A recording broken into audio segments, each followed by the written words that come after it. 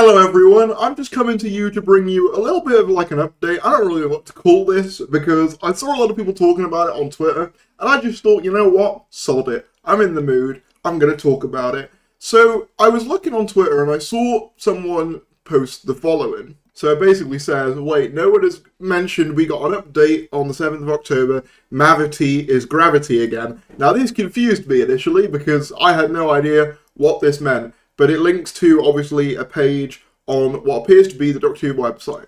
And I figured out that it was for this, which was the unit headquarters thing that the Doctor Who website launched a couple of months ago. I think it was around the time of San Diego Comic-Con when they had the unit stuff on display. But basically, the gist of this is you can visit, like, the Black Archive and access kind of the unit emails and stuff. And there are, like, little Easter eggs in here.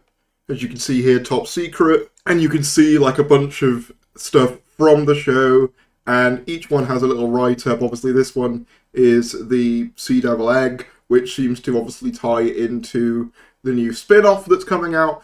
Stuff like that, basically. But you also get access to internal unit emails, which are basically emails written from characters within the Doctor Who universe. Now, I didn't realise this had been getting updated since San Diego Comic-Con, to be honest, because I never saw anyone talk about it, but apparently it has been, and specifically the one we're looking at is actually on 9th of October, not the 7th, small correction there, but it's IT request 091025, which reads, all content is for a unit correspondent and is confidential. I guess I'm breaking unit confidentiality, but what are they going to do?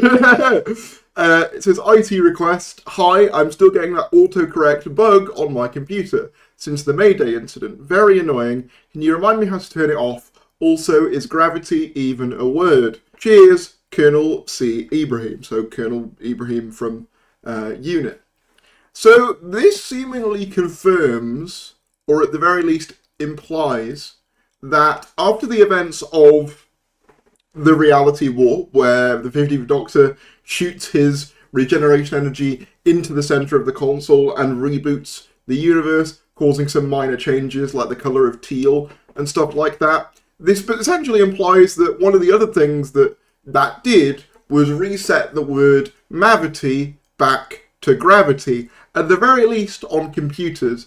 It's worth noting that if this is anything to go by, like Colonel Ibrahim himself seems a bit confused, but the computers themselves seem to believe firmly that it is gravity again. So that arc that began way back with Wild Blue Yonder, where the Doctor accidentally made it so that Sir Isaac Newton named gravity Mavity, has now been reversed. And I saw a lot of people kind of talking about this on Twitter because it's just kind of bizarre. Like, did they just end like a whole plot point just on like a website update? Am I reading too much into this? Maybe. But you can see, like, I'm not the only one. You know, people saying we're finally free of Mavity.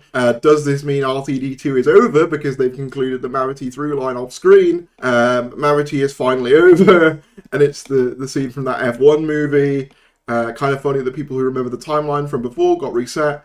Now think the word is actually Mavity. So Mavity is no longer existent, fine by me. Wasn't it always Mavity? Maybe I'm getting a bit too old. So you get the idea. Basically, it seems like people are basically taking this as confirmation that arc that started in Wild Blue Yonder, if you can call it an arc, of gravity being called Mavity, is now over. Very bizarre to me if this is just the way that they're resolving it. It's just in a dialogue box on the website. Maybe it has some relevance to the actual show going forward. I will say, I do think the joke got a little bit repetitive, but I don't think I hated it as much as other people. I think it kind of got less and less funny each and every time it got said.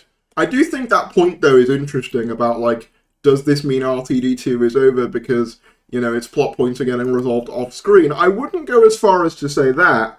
However, I do think it's interesting that they're acknowledging Mavity and things like that. I did look at the other entries on this website to see if there was any like follow-up, you know, to this. And there were a couple. Obviously, this one is the latest one as of 17th of October. Colonel Ibrahim is once again offering up his spare time to any staff looking for a beginner's personal training session in exchange for a small donation to a charitable earth. I can personally attest that this is a rare, worthwhile opportunity So do get in touch with the Colonel if you're thinking about starting your New Year's resolution early. KLS, obviously meaning Kate Lethbridge Stewart. So yeah, whether this is just like, random little Easter eggs, or this does have any bearing on like the spin-off or the future of the show, I don't have any idea really. But I just saw people talking about it, so I was like, you know what?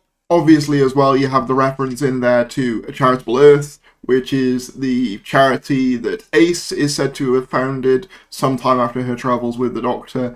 Timelines are a bit, vague on Ace in particular, mainly because of all the different kind of endings she was given in expanded media and such, and obviously Power of the Doctor and Tales of the TARDIS both kind of adding to that as well.